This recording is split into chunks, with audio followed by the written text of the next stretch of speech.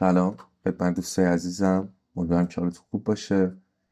من یه ذره چون تند حرف میزنم سعی میکنم ویدیو رو زیر 5 دقیقه نگه دارم که بتونیم دیتای خاصی رو ازش در بیاریم و خیلی اذیت نکنه شما رو.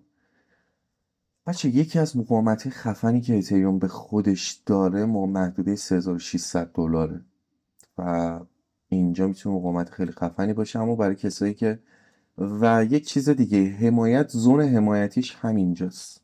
یعنی یک نایه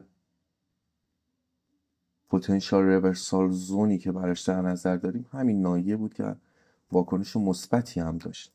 اما برای کسایی که روزانه کار میکنن یا همون نوسانی کار میکنن، بهتر که بچه این نایه بوده که استفاده شده، یعنی 2 بار 3 بار شاید بهتون بگم استفاده شده، میتونه این نوایی رو به خودش ببینه. پس بهتره که ما 2 تا سناریو براش داشته باشیم. سناریو اولمون چیه؟ اینه که این محدوده رو بشکونه بیاد پایینش بخوایم خرید انجام بدیم، یا اینکه بیاد اینجا بخوایم خرید انجام بدیم توی این محدوده $2800. و وقتی که اتریوم بالای یک عدد روند میبنده، این میتونه خیلی برای ما جذاب باشه و اومد خودش رو بالای $3000 نگه داشت حقیقتا و این خیلی خفنه و این مطلب رو در نظر داشته باشیم. بریم سراغ تحلیل BTC. بچه‌ها بیت کوین جذاب و خیلی خوب. محدوده مقاومتی میان مدتیمون رو داشتیم از اول و بهش برخورد کرد. میتونه اینجا رو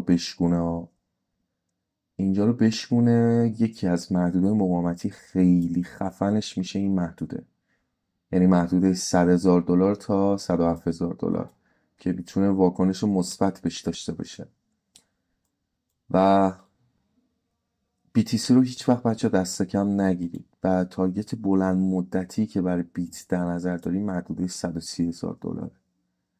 اینو مد نظر خودتون قرار بدید و BTC رو هیچ وقت دست کم نگیرید. شاید این یه مقدار برای من در اثر ایجاد بکنه، ولی خب از ما گفتم طبق تجربه‌ای که دارم اینو خدمتتون عرض میکنم. اما برای کسایی که باز میگم نوسانی کار میکنن روی چارت BTC، اگر بخواید نوسانی کار بکنید اینجا میتونه بازی پایین دیگه بده. جالبه، چارت مثل چارت اتره، ETH و این محدوده خوبی هست برای خرید و بتونید پوزیشن های لانگ خیلی خوبی رو بگیرید. بهتره که پوزیشن لانگ با اطمینان بیشترتون بعد از شکست همین محدوده، همین باکسی هست که براتون کشیدم باشه. چرا؟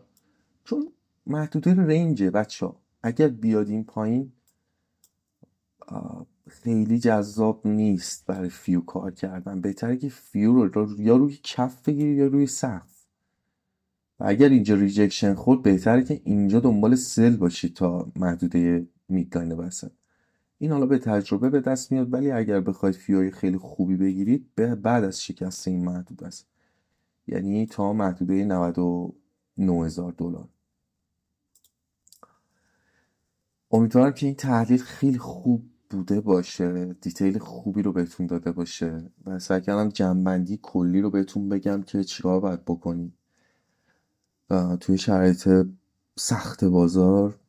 حتما دیپرشن خودتون رو کنترل بکنید، حتما رفتار خوبی رو از خودتون جلوه بدید و از فاز تحلیلگری و از فاز چه میتونم این از اینجا میخواد بره اونجا و از اینجا میخواد بره اینجا بیرون بیاید. معامله‌گر شید، معامله‌گرای خوبی بشید و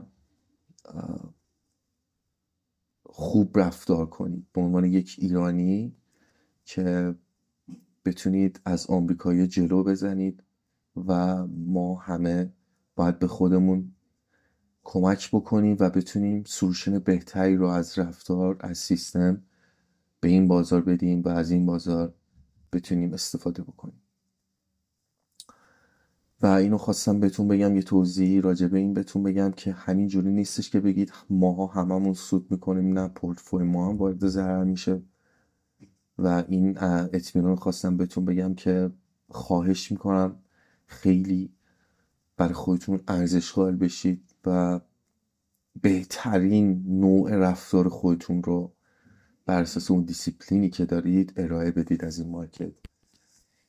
حرف دیگه ای نیست، بریم تا ویدیو بعدی. بچه من ویدیوهای کم میذارم اینه که چون خیلی مورد تایید قرار ویو میخوره ولی خیلی مورد تایید قرار نمیگیره. لایک و سابسکرایب بکنید که من بتونم انرژی بگیرم و ویدیوهای بیشتری رو مطمئن باشید با دیتیل بهتری در اختیارتون قرار میدم.